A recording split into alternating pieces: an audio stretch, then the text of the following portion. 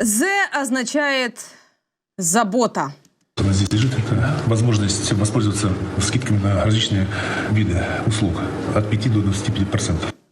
Путину принесли скидочную карту. Ну, наконец-то, кто-нибудь. А то бідняшка не може, знаєте, в магазині собі чогось смачненького купити. А тут нарешті скидочна карта на 25%, пенсіонна.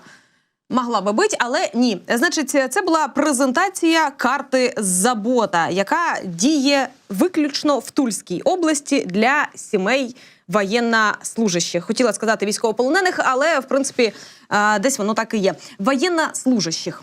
Ну, або воєнно-мертвих, або воєнно-ненайдених. Там різні варіанти можуть бути. З такою заботою презентувати карту Путіну і з такою пильною увагою він її вивчає, ніби це не карта пластикова, якою користується весь світ, а ніби це аналогів нет в мірі іскусственного інтелекту. І він її так вивчає детально, ніби звідти має якийсь чоловічок вилізти і пояснити, що з цією картою робити, куди то пхати, як то кажуть. Куди ту карту пхати для того, щоб ту 25% скидочку отримати. Ну, ви пам'ятаєте, да, що Путін не користується інтернетом, Путін не користується телефоном, Путін не користується штучним інтелектом, а свого не підвезли, Путін не користується нічим, що знаменує нову еру, нову епоху. Все, що пов'язано з новим, Путіну не цікаво, тому що на Росії традиційно культ смерті, а значить традиційно культ «давайте вернем все, как было». Причому «как было» Путін вряд ли вже помнить, тому що старческий склероз його періодично одоліває. Але дуже хочеться згадати, як там було, тому він постійно намагається це повернути. І в той момент, коли Путіну презентують карту «Забота», про заботу розказує і Вітязєва.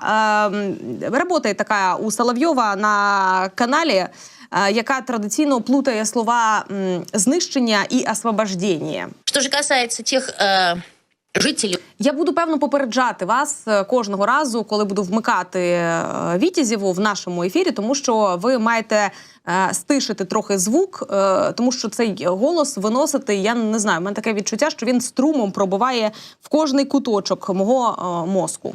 України, які продовжують нас ждать, им за это низкий поклон и бесконечная благодарность. За это действительно спасибо. Но таких людей просто тоже не нужно обольщаться. Их не так, чтобы очень много. Поэтому, когда мы говорим о том, что мы освобождаем не только территории, но и людей, нам еще предстоит поработать над этим вопросом. Поработать над этим вопросом. Получається, що Путін 24 лютого виходить і каже, ми йдемо демілітаризувати, тобто роззброїти Україну, і денацифікувати, у сенсі знищити українську ідеологію. А тепер виходить Вітязєва через 2 роки повномасштабного вторгнення і каже про те, що да нам все одно, чи є у вас зброя, чи яка у вас ідеологія, чи любите ви Україну, чи любите ви Європу. Хто ви, нам взагалі не цікаво. Нам потрібна ваша територія, щоб підкріпити статус Великої Росії. Тому що за 5 минут вот все то, что у людей в головах не только за эти 10 лет накопилось, но и было до этого, просто так не виветрить. Поэтому робота нам всім предстоїть напряженная, но при этом... Ну да, саме тому Путін 24 роки сидить на троні, щоб, не дай Боже, у вас вот эта его главная мысль не вивітрилась з вашої голови.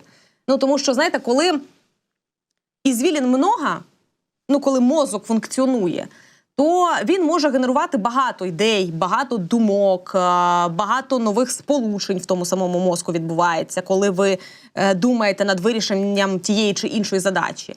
А коли у вас одна думка, що ви великий народ і вам всіх треба знищити, хто з вами не згідний, і вона одна по тому мозку, пустому по мозку, по цій вашій карапушці бігає, знаєте, б'ється об стіночки, то її треба не загубити. То треба, щоб вона зберіглася. Саме тому, якби ніхто інший, окрім Путіна, не приходить. Щоб ота єдинственна мисль, яка так по звізді отам у вас ходить, щоб вона нікуди не ділася. З вашого вот этого вот отверстие, в которое вы едите. Мне напоминаю, в первую очередь мы должны знать и помнить, что в приоритете у нас наша безопасность, наши интересы. И в первую очередь хорошо должно быть нам. Питання в мене, звісно, логічне виникає, а як, коли вам хорошо?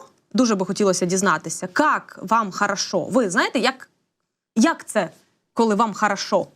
Бо в мене відчуття, що ви поняття не маєте, як це хорошо. Для вас чуть краще, ніж нет сил держаться, і це вже хорошо. Радуются таким словам и ждут, по сути, этого американского конца. Мое мнение, что этого конца не будет. Андрей, я жду. Подождите. Называйте меня как хотите. Ура патриотом. 10 раз ура патриотом. Я тоже жду.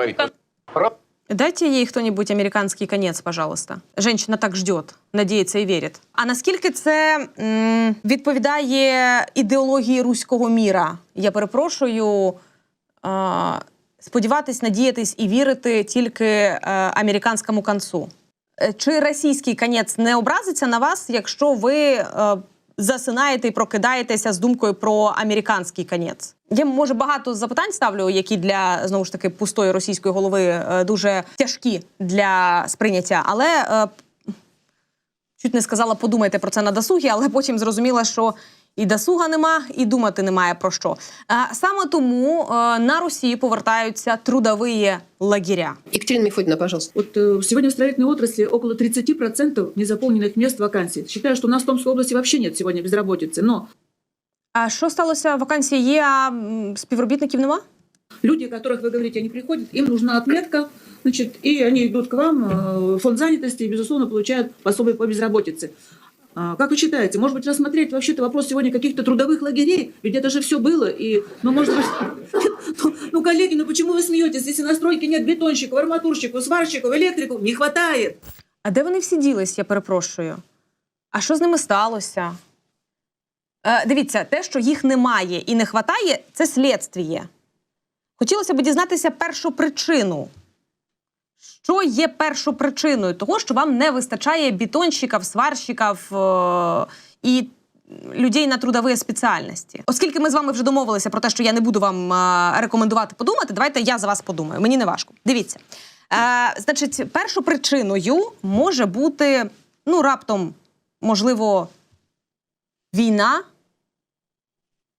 Росії з Україною, яка забрала всіх, хто мало отримував зарплати, і відправив їх на фронт, пообіцявши велику зарплату, якщо вони не здадуть. Можливо, в цьому причина? Ні, можна ще подумати і, в принципі, прийти до того, що якби, наприклад, таджиків не тримати в аеропорту мешканців Таджикистана, я нагадую, так? Якщо їх не тримати в аеропорту, а, наприклад, впустити в Росію і дозволити їм працювати на стройки, то от такої проблеми тоді не буде. Просто сказала так, знаєте, в качестві шутки. Просто. Не обов'язково до того дослухатися. Не виганяти мешканців Таджикистану, які їдуть допомагати вам будувати велику Росію, не звинувачувати їх в тероризмі, не плювати їм в обличчя, не погрожувати їм під їхніми гуртожитками, а дати їм просто можливість працювати і будувати вашу велику Росію, то, можливо, якось ситуація трошки покращиться.